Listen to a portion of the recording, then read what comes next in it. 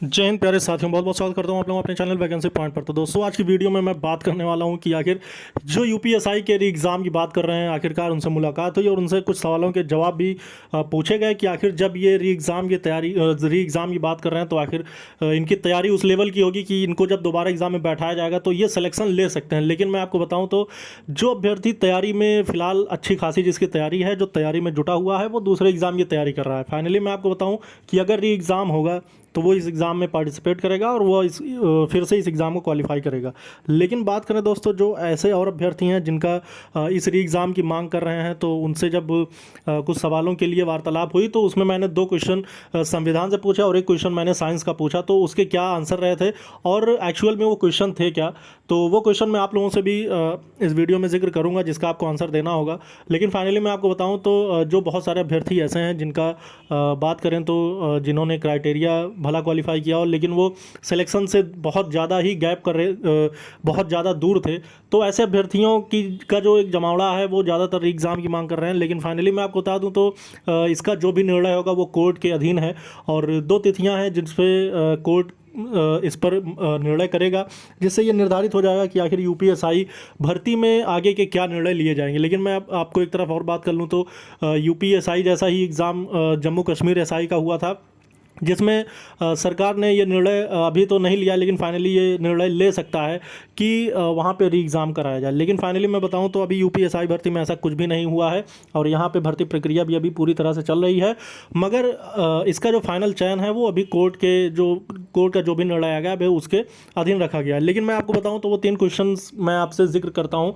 तो पहला क्वेश्चन मैंने उससे पूछा था संविधान का था कि जो लोक सेवा आयोग के सदस्य होते हैं उनकी जो पद मुक्ति होती है, मतलब उनको जब उनके पद से हटाया जाता है तो वो किस अनुच्छेद में इस बात को निहित किया गया है। तो आखिरकार उसका जवाब वो नहीं दे पाए थे।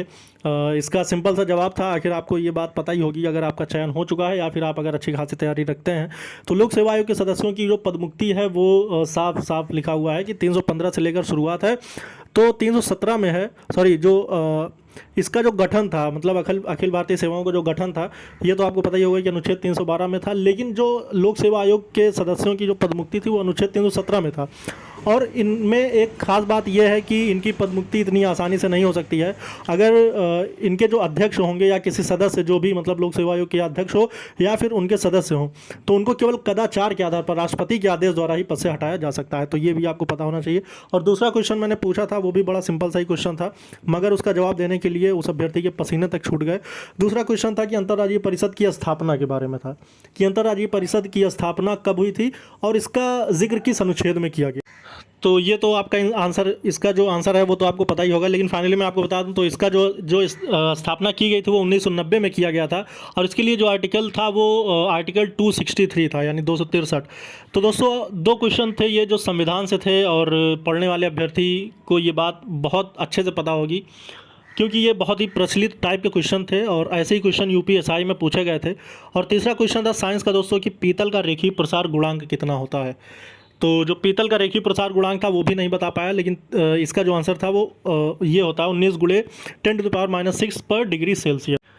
तो ये वो तीनों क्वेश्चन थे और उनके आंसर्स थे जो मैंने आपको बता दिए हैं। मगर मैं बात करूं दोस्तों कि जो भी निर्णय होगा इस भर्ती में, या फिर अगर इसमें धांधली कोर्ट को इस बात का अनुमान होता है, जबकि बहुत सारे FIR हुए थे, बहुत सारी गिरफ्तारियां भी हुई थी, लगभग 200 कैंडिडेट पकड़े गए थे। इस आधार पर अगर कोर्ट इस पर एनालिसिस करेगा तो कुछ ऐसा ही निर्णय आएगा जैसा जम्मू कश्मीर में अभी संभावित लग रहा है। मगर अभी उत्तर प्रदेश में क्या होगा इसका भी निर्णय और कोई भी अभी संभावना री एग्ज़ाम की नहीं है। लेकिन फिर भी अभी जो भी मामला है वो कोर्ट ही कर सकता है। लेकिन अब मैं आपको बताऊं तो आपकी क्या राय है और आप क्या चाहते हैं। वैसे तो जांच इसके लिए होनी चाहिए ताकि उन अभ्यर्थियों को मौका मिले जो थोड़े बहुत नंबर से बाहर हो गए हैं। अगर जांच होती है तो उन अभ्यर्थियों को ज़रूर मौका मिलेगा और कुछ अभ्यर्थी इसमें से बाहर ज़रूर होंगे, क्योंकि अभी बहुत सारे अभ्यर्थी ऐसे हैं जो इस भर्ती में धांधली किए हुए हैं और वो चयनित हैं। दोस्तों, आप लोगों के साथ हर खबर के लिए वैकेंसी पॉइंट चैनल जुड़ा हुआ है। आप लोग भी चैनल को ज़्यादा से ज़्यादा सब्सक्राइब करें, वीडियो को लाइक और शेयर करते रहिएगा। जो भी अपडेट होगी मैं जल्द से जल्द आप तक लेके आऊँगा और जो भी कोर्ट का निर्णय होगा उसके लिए भी आपको मेरे चैनल को सब्सक्राइब करना होगा ताकि सबसे पहले आपको वो निर्णय मैं बता सकूँ और सुना सकूँ। इस वीडियो में इतना दोस्तों, फिर मिलेंगे। जय हिंद, जय भारत।